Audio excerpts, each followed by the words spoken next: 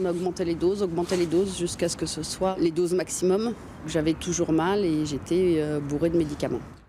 Vanessa a une fibromyalgie. Pour calmer des douleurs intenses et lutter contre l'épuisement, elle a eu recours au tramadol. C'est un antidouleur, un opioïde. Le traitement s'est prolongé plusieurs années avec de sérieux effets sur son comportement. Jusque-là, quand j'entendais dans les journaux, à la télé, elle achetait ses 3 gosses dans la Vienne et s'est jetée par-dessus, je me disais mais comment une maman peut faire ça? C'est pas possible. Et en fait, une maman sous tramadol, elle pourrait en être capable, ouais, facilement. Le centre Bobillot de Limoges est spécialisé dans les addictions. Depuis quelques mois, les consultations liées aux opioïdes se multiplient. Les opioïdes vont entraîner donc des symptômes de manque à la fois physique et psychique, qui fait que le patient va continuer et a besoin donc de ce type de médicaments. C'est le même syndrome de manque que pour une drogue dure, par exemple? Alors ça dépend de quelle drogue dure vous entendez donc sous-jacent. Si vous parlez donc de l'héroïne, oui. On est loin de la crise majeure en cours aux États-Unis.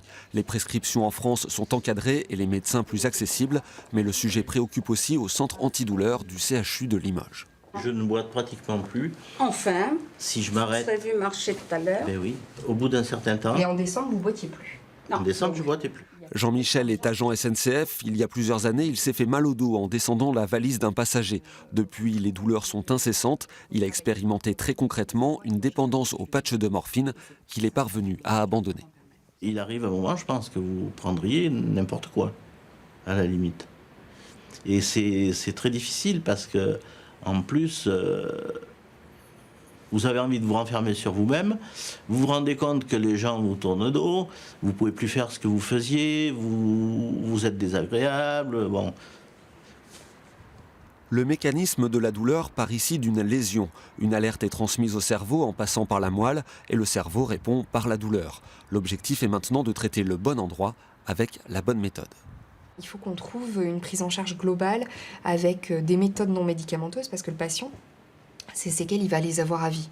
Donc c'est comment on fait pour calmer l'excitation qui se passe au niveau du cerveau, comme en jardinage, le bon outil pour la bonne action. Vous pouvez avoir une bêche qui est très puissante.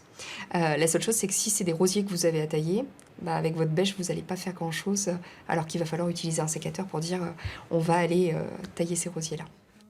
Un excès d'opioïdes peut même accentuer les douleurs et on traite parfois plus les symptômes de manque que la douleur elle-même. Le but du centre antidouleur n'est pas de faire la chasse aux opioïdes, plutôt de sensibiliser les médecins et les patients. L'acteur principal, c'est le patient. On ne peut pas traîner un patient par la main. On est là, nous, pour être les relais, comme lors du Tour de France.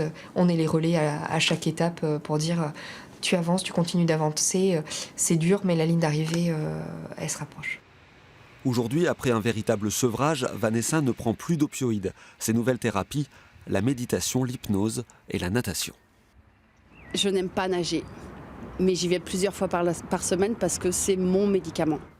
Un renouveau rendu possible par son accompagnement médical, mais aussi par sa volonté.